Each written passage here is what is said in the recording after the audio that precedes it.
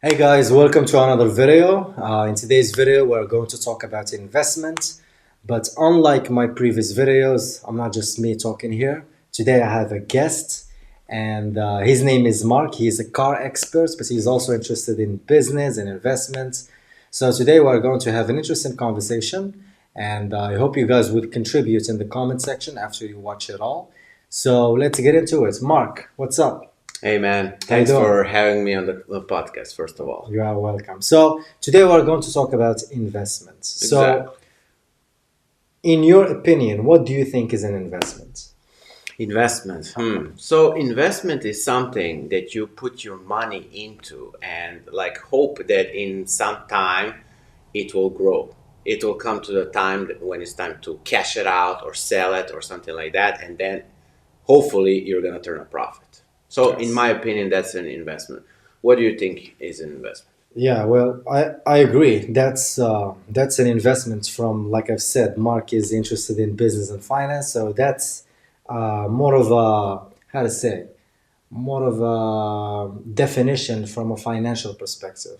I actually take a more broader view. I think that investment is anything you put your time, effort, or even money into it, Hmm. and it grows. So, for True. example, True.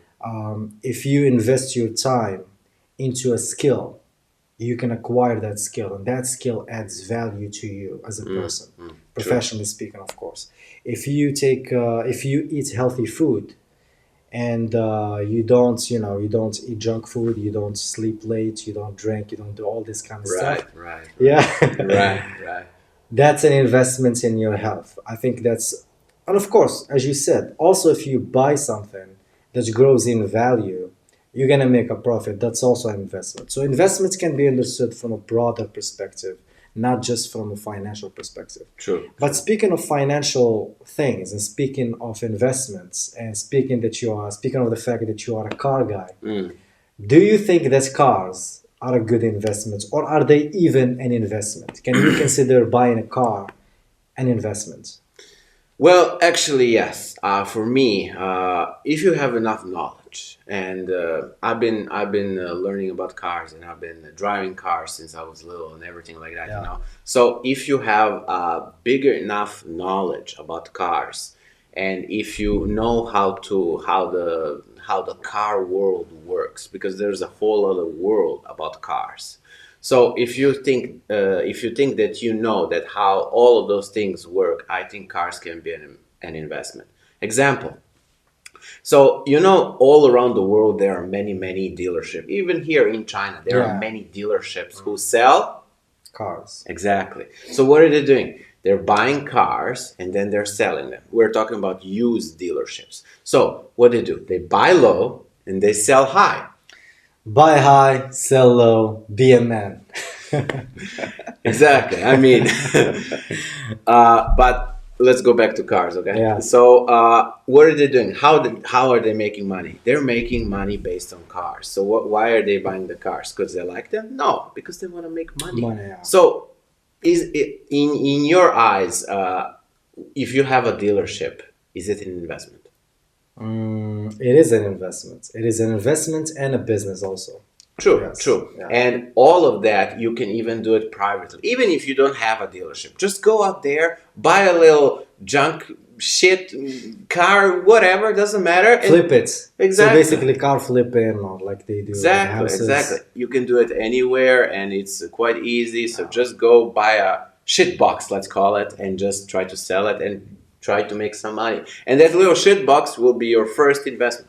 Yeah, but do you think now, I understand you consider this a type of investment. For me, I think that's a business, more of a business, because it requires time and effort on your part. So that's more of a business.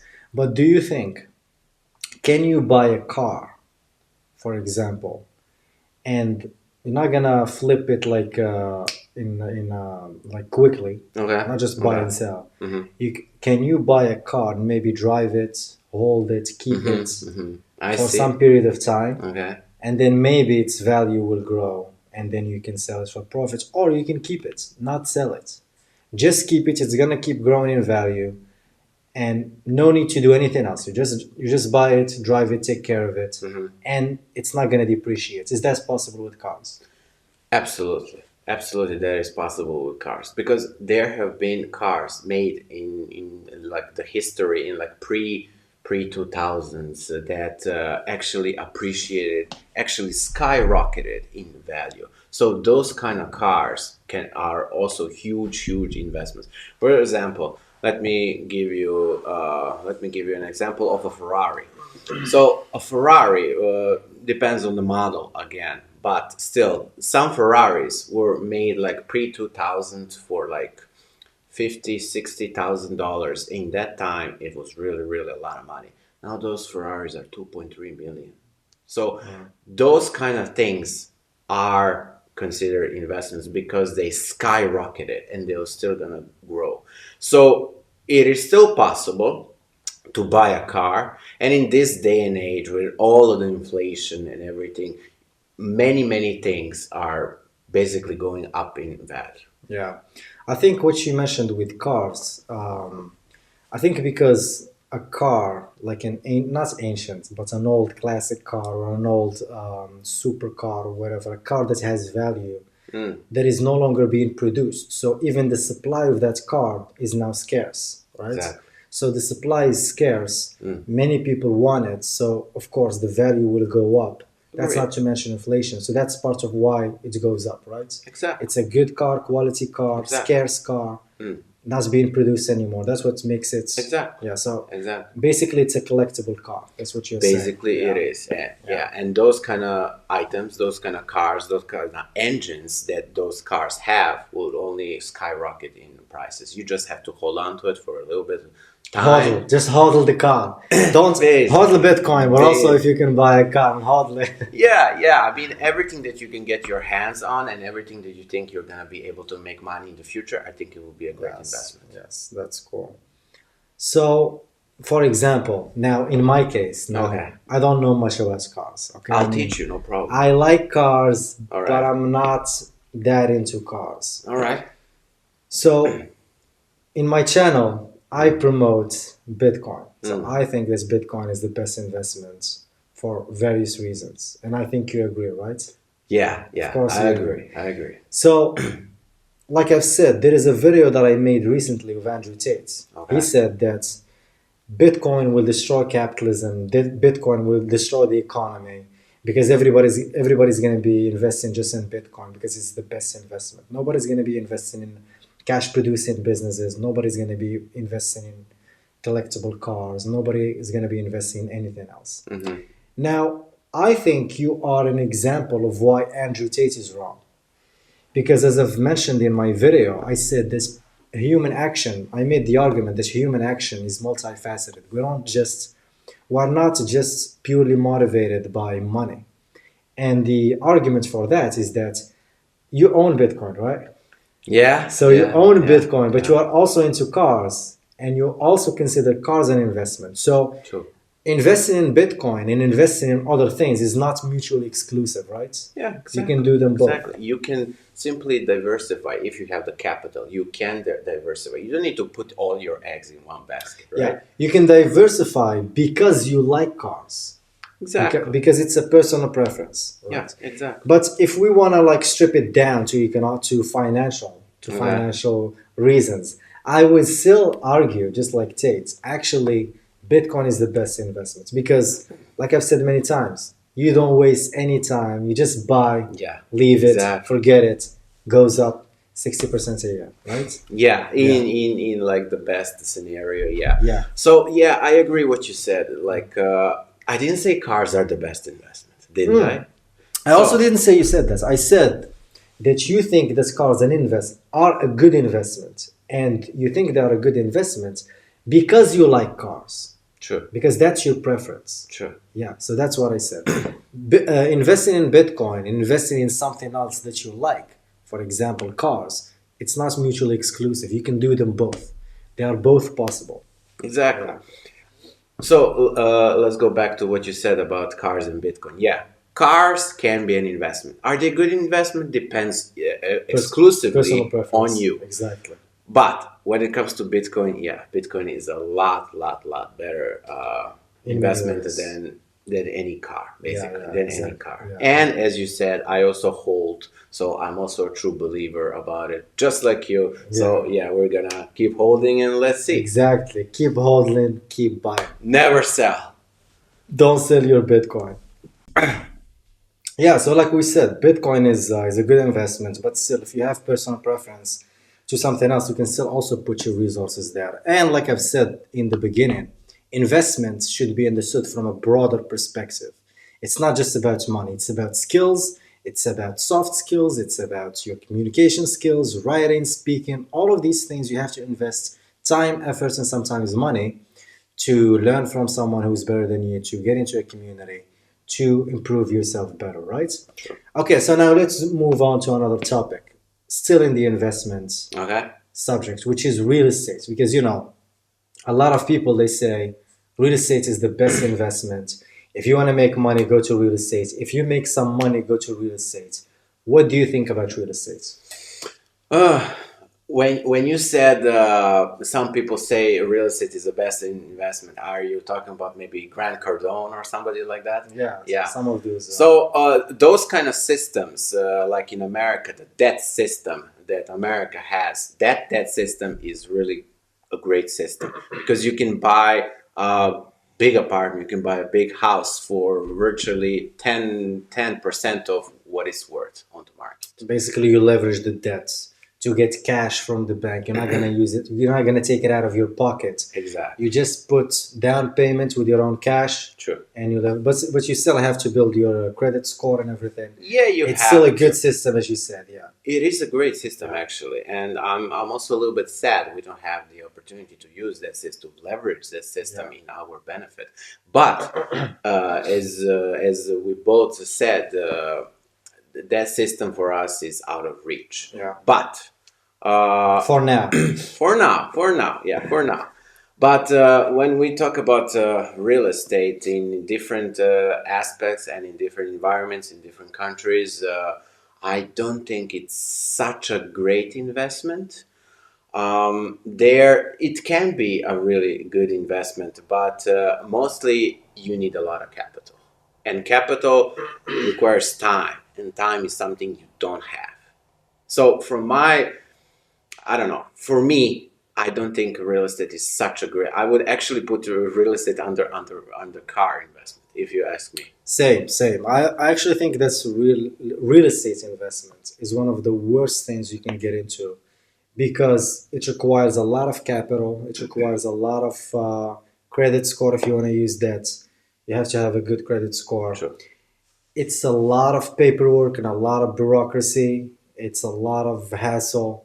And even like the ROI, the return on your investment, is not even that big if you consider inflation, right? Sure. And even if you buy like a property and you rent it, then you have a bigger issue with the tenant if they are good or not. Oh yeah. The hassle of the tenants, if you Sure. depends also on the laws of the country, Mm.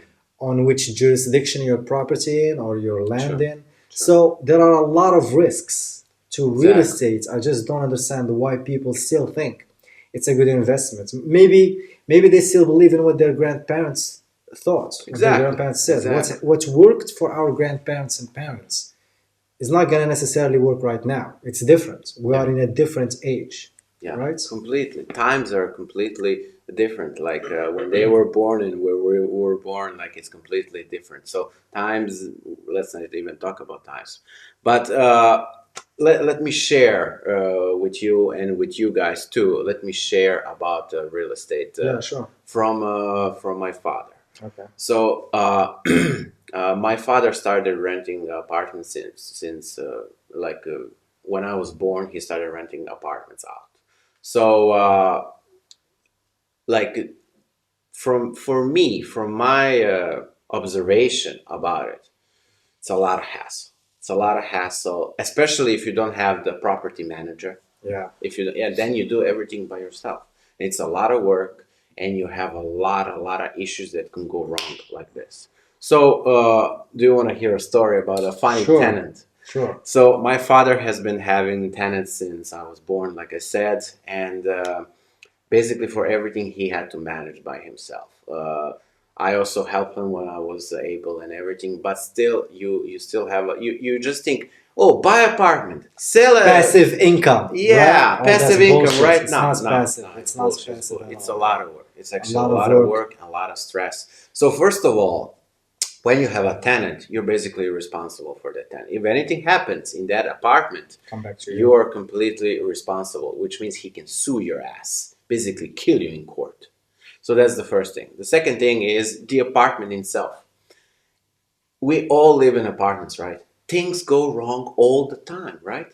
You need to fix it. You need a plumber. You need all kinds of handyman to fix all those. Maintenance, all the Yeah, maintenance maintenance, fees maintenance. that I mean, adds up, it and they adds don't up. count them when they like see at the value how much they made. They don't count Exactly. the money that they lost in the paperwork, in the Never, maintenance, never. in the property management, all that shit.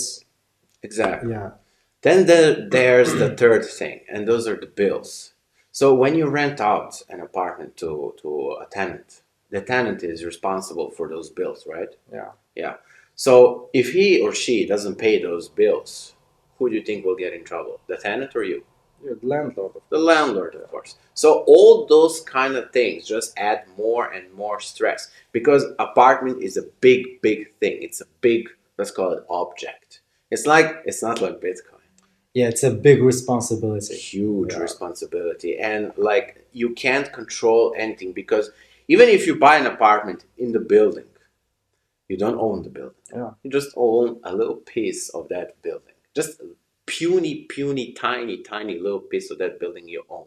And that's it. You can't control the overhead. You Yeah, don't know what's gonna happen. happen. Yeah, exactly. So coming back, sorry, Yeah, it's coming fine. back, let me tell you a funny story about one tenant and a complaint that my father and I had.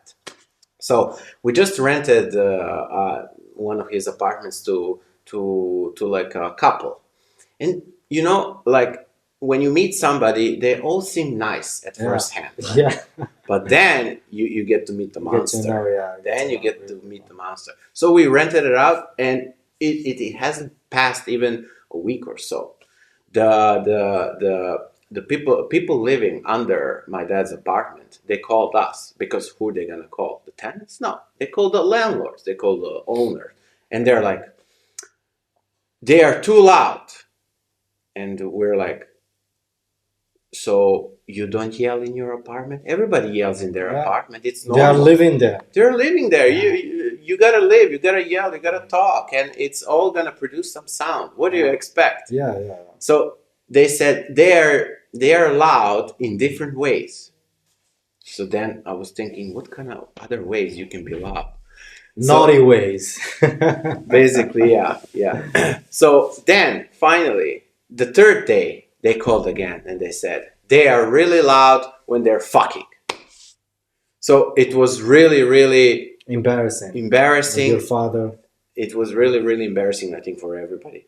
For everybody, for basically the For the whole floor. tenants. The whole floor, it was embarrassing. Even the people up, people down, everything. So how you go and talk to people about the sounds they're making while they're doing something, right? So renting an apartment is a huge responsibility. I actually think it's a business. It's a full-time business. That's why the people in America have property management. Yeah. Property manager will go and handle all those issues. You just get the cash. Then you don't worry about anything. But I think also in China we have property managers, but you still have to talk to the landlord. Like for example, I mean just myself, when something happens in the Sure, apartment, I sure. go talk to the landlord and he tells me go talk to the property manager. Yeah. And then you go talk to the property management, they tell you no, you have to talk to the landlord. Yeah, They kind of basically. play ping pong with So you. everything is going back to you. Basically, Yeah. everything is going back to the apartment owner, Yeah, to the landlord. to the landlord. Yeah, I agree. I agree. And also, that's not to mention the taxes that you have to pay, all the extra fees that you have to pay, all the you are subject to the laws of the jurisdiction where your property is. So it's Exactly. not really a Exactly. good investment, Exactly. and you are not making that much. You need a lot of capital, a lot of properties to actually make some money from Yeah. real estate. Then you will have a really really nice cash flow. In my opinion, at least 10 properties. Yeah. Then you will have a really nice cash flow. Even if you have debt. 10 properties, and you need then to employ someone to manage the properties. That's when it can be like kind of passive, profitable, yeah. Maybe even a little snowball effect. Maybe. But let's be honest, is that even possible for a young person to achieve without debt, without using debt? It's absolutely impossible. It is. Absolutely It is. impossible. You It can't is do it. way more possible to acquire $2,000 and put it all in Bitcoin. Exactly. That's it. And this is the good thing about Bitcoin. You can buy a fraction. You can't buy $100 of real estate, can you? You can't. No. You can buy $100 of Bitcoin. You can buy Exactly. $1,000 of Bitcoin. Exactly. You can buy 2,000. You can buy $1,000,000 of Bitcoin. You can't do that with real estate. No. With real estate, you have to have capital, like substantial capital. Certain amount of Yeah. money that Yeah. you have to put in that. Yeah, and you have to manage it, and you have to pay taxes for it, and you have fees, and you have all this kind of hassle. I really don't understand why people still say that real estate is a good investment. As you said, those kind of people that say to this day that real estate is a good investment are the people that learned it from their Grandparents, ancestors yeah, or something exactly. like that. Parents Yeah. and grandparents. So maybe it worked in the past. Maybe in the past there weren't so many fees And also in the expenses. past, real estate wasn't super inflated as it is now. I mean, as we wasn't. know, It wasn't. the Fed. yeah, the money printing, Yeah, yeah. all this money printing, everything skyrocketed. But I think actually in the future with Bitcoin and all these other investment channels, I think they will somewhat, because now when people buy properties, they are not really buying them to live in them. As we said, it's an investment. They want to make an investment. They want to save their money. They don't want to lose their money to inflation. So they buy a house as a store of value, not like as a house, not for its utility value, not to live. Sure. So if people can have a better technology that they can use as a store of value, Bitcoin, why would you go into real estate? Why would you buy an apartment? So then they will demonetize the apartments. The prices will go down. We will be able to afford, like young people, Gen Z, even some of us millennials who are still not that old. Yeah. You can afford to buy an apartment or a house that is not super inflated, and you can use Bitcoin for your savings or your investments, and that's going to be a good a good situation for everybody, for real estate investors, for real estate dealers, for young people, for everybody. Exactly. Yeah. So let me ask you a question about stocks. What do you think about stocks? Are stocks an investment, and which kind of stocks do you prefer them over Bitcoin, or what do you think? That's actually a good question. So I actually used to think many years ago, before I understood Bitcoin, I understood that the best investment you can do is actually an index fund, S&P 500. Right. I mean, the S&P 500 was outperforming everything for the past decades. In that right? time, yeah. Yeah.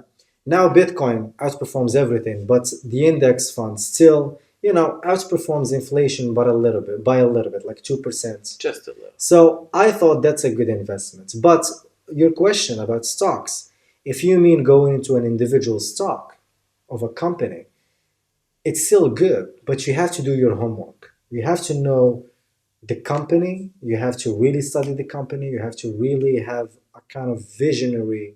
You have to be a visionary. You have to know what's going to work. I mean, we're talking about Bitcoin and Michael Saylor. Michael Saylor is like the most aggressive buyer of Bitcoin. Exactly. Michael Saylor, back in the early 2000s, he was a visionary. He actually saw the rise of the mobile wave, like iPhone, Magnificent 7, iPhone. He calls it the digital transformation of everything. So the digital transformation of libraries with audiobooks and Kindle with Amazon, the digital transformation of business, Amazon, the digital transformation of social connections, Facebook, the digital transformation of music. Instead of buying a CD or a tape, you subscribe to Apple Music and you got it. So I think this Michael Saylor was a visionary at the time. He was right about this mobile wave. And he is right about Bitcoin as well. So Bitcoin, as he says, is the digital transformation of capital.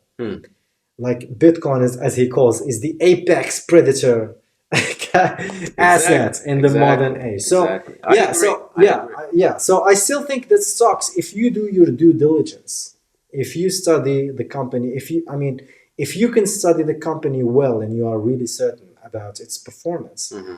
yes, you can, because investment is still a risk. True. There's risk in everything, right? Maybe Exactly. except Bitcoin, but there's risk with everything. Yeah. So if you want to invest in something risky, but like the upward is can be big, then go into an individual stock is also good. Mm. In any case, anything is better than a savings account. Yeah. Exactly. Anything is better than keeping your Exactly. money in a savings account with 5%. What the fuck is a 5%? I mean, the dollar is They in. won't even give you 5%. Yeah, It's exactly. usually 2 or 3%. Yeah. So I mean, you're not even beating inflation. Yeah. Yeah. Inflation in America, let alone if you are in some other country that has more than that has a currency that is lower than like it's not as good as the dollar. I mean, the dollar is shit.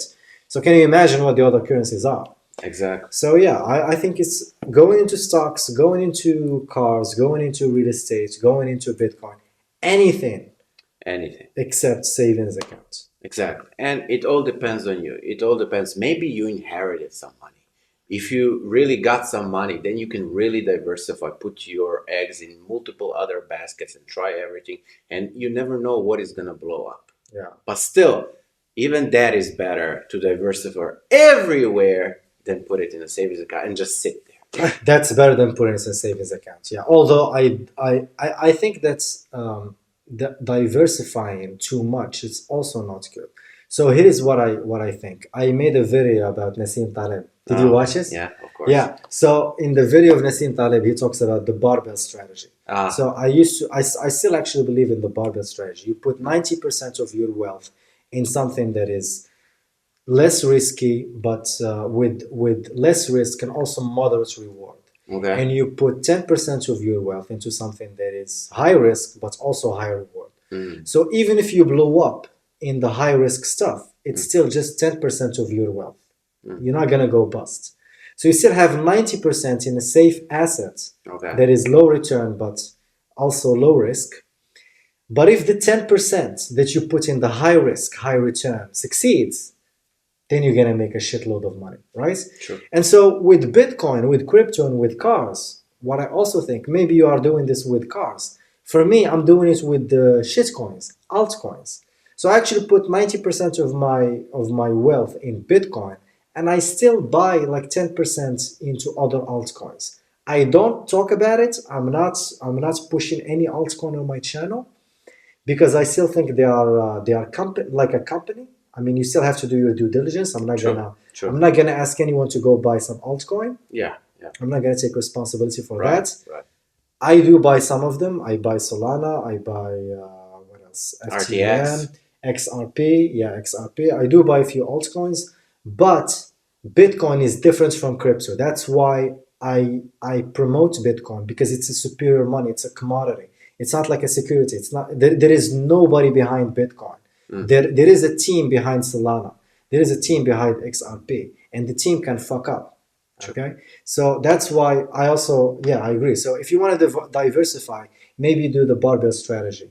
It's good. 90% in something low risk, low return. True. 10% in high risk, high return. Yeah, it's a good strategy. It's a good strategy, and just like he said, 90% in the safe part Yes. is better. It's way better Yeah. than anything else. And Yeah. 10%, you don't even have to do 10%. You can do even 5%. Yeah, yeah, Depends exactly. how much you're comfortable with. Yeah, But still, depends it's still on way better. depends on your risk tolerance. Yeah, depends on some people. They are high risk degenerate gamblers. Yeah, yeah, exactly, exactly. Some exactly. people, they don't like to gamble. They want to go the safe route. True, And true. it's also fine. There is no judgment. People can do their thing. It's your money after all. You're free to invest it in however you want. Exactly. So go buy a shit box for $500 and see what happens. Yeah, exactly. So yeah, it was a good discussion. Exactly, it was. We had a good discussion about investment, real estate, cars, Bitcoin, altcoins, But it was a good discussion. It It was was a really good. nice, really nice. So I hope you guys enjoyed it. Go check Mark's YouTube channel if you want to learn about cars. If you have any question about cars, go ask Mark. You want to say something? And also, if people who are watching on my channel, if you want to learn more about crypto, if you want to learn more about the what do you call it, apex predator, Assets. exactly, exactly. Just go to Yassin's. There will be a link in the description. You can go check it out. And I hope you guys really like this kind of podcast series that we're starting. So I hope we'll see you next time. Yeah, thank you for watching, and let me guys know what you think in the comments below, and see you in the next one. Bye bye. Bye bye.